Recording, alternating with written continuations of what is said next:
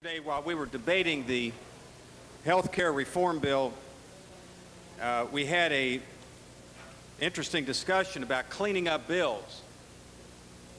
And it was mentioned that there's basically two ways to clean up a bill that needs that process. One way is, of course, through a floor amendment or amendments.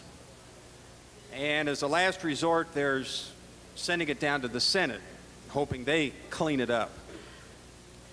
I think the only way to reasonably clean up this bill is to adopt my floor amendment 7, which would add a title to this bill, that this act may be cited as the Organ Donor Acceleration and Funeral Home Business Enhancement Act of 1998.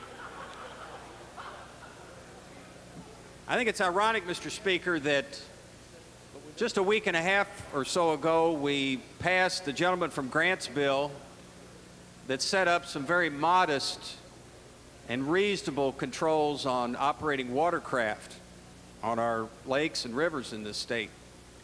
And I had to go back and look at the tape of the debate of this bill because I wasn't sure, but I did. I went back and looked at it, and I'm proud to say, Mr. Speaker, that no one opposed that bill and did so by getting up and saying that we had a God-given constitutional right to be killed or maimed on our state's lakes or rivers by some 12-year-old operating a jet ski. Now, I've told you before that I'm very impressed by the amount of mail that I've gotten on this bill, and it's amazing. Amazing, the figures in American history who have gone on record in favor of this bill. Every American figure in our history has been cited, with the possible exception of Pee Wee Herman, as being for this bill. Some of the proponents of this bill would have you believe that our forefathers fought and died at Bunker Hill and the Alamo and Chancellorsville and Guadalcanal for the sole purpose of protecting the divine right of a bareheaded motorcyclist being flung into a concrete bridge abutment at 75 miles an hour. Now, I've read some of these treatises and books and in law school, and that these people, the proponents, have cited as being in favor of this bill. The Federalist Papers. These are just some of the things that have been cited. Madison's commentaries on the Constitutional Convention, John Locke's Declaration of the Rights of Man, Patrick Henry's Essays on Liberty, the Monroe Doctrine, the Code of Hammurabi, the Magna Carta, the Pledge of Allegiance to the flag, St. Thomas More's Utopia, all 6 verses of the Battle Hymn of the Republic, the Gettysburg Address, Lincoln's second inaugural address, Alfred Lord Tennyson's The Charge of the Light Brigade, the Wilmot Proviso, William Jennings Bryan's Cross of Gold speech, Franklin Roosevelt's 4 Freedoms, the GI Bill of Rights, the Newhouse Rule Book,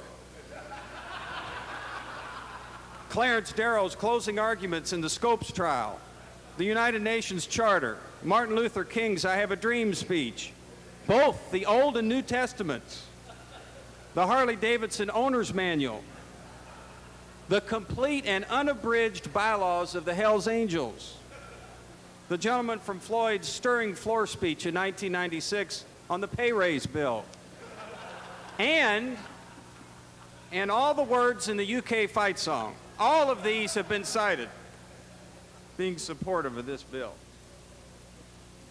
The only historical reference I can find that you can make a plausible argument being in support of this bill was George Washington's farewell address.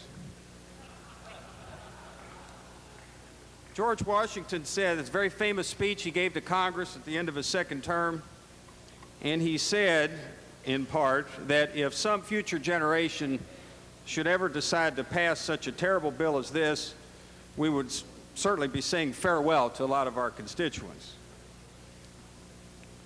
We need to get serious about this bill, ladies and gentlemen of the House. Is it progressive? Is it responsible? Is this bill going to reduce traffic fatalities? Is it going to reduce catastrophic injuries, traffic accidents involving motorcycles? If we can't answer that question yet, and no one with a straight face can, we shouldn't vote for the bill. By the same logic, we should, if we pass this bill, let's come back next week and repeal the seatbelt law, child safety seats, the watercraft bill. Sure, let's do it. Let's take down all the guardrails and the traffic signals. Let's just go out and do it. All of those bills I mentioned, you can prove have saved lives. This bill will cost lives. There's no question about it. If it cost one life, the price is too high. There are limits to our freedoms. They're not absolute. Perhaps the greatest jurist on the United States Supreme Court, Oliver Wendell Holmes, said, freedom of speech does not include the right to yell fire in a crowded theater. We have limits. And as the gentleman from Fayette 45 said, how do you define those limits? Where does your concept of liberty start and end? I tell you where it ends for me. It ends at my wallet. And it ends at the wallets and checkbooks of the taxpayers of this state.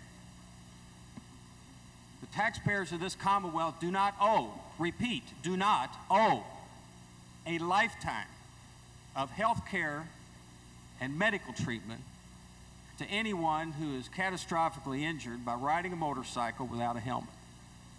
They do not owe morally, and they should not owe legally the millions of dollars that will cost. The gentleman said $80 billion health care costs for traffic accidents. And motorcycle accidents only, his word, only account for 1/10 of 1% of that. I hope my math is accurate, but that's $80 million. I think that's serious money. Let's be leaders today. Let's don't turn the clock back. Let's protect the public. Let's protect even people that ride on motorcycles. And the best way we could do that, Mr. Speaker, is by defeating this bill. Thank you very much.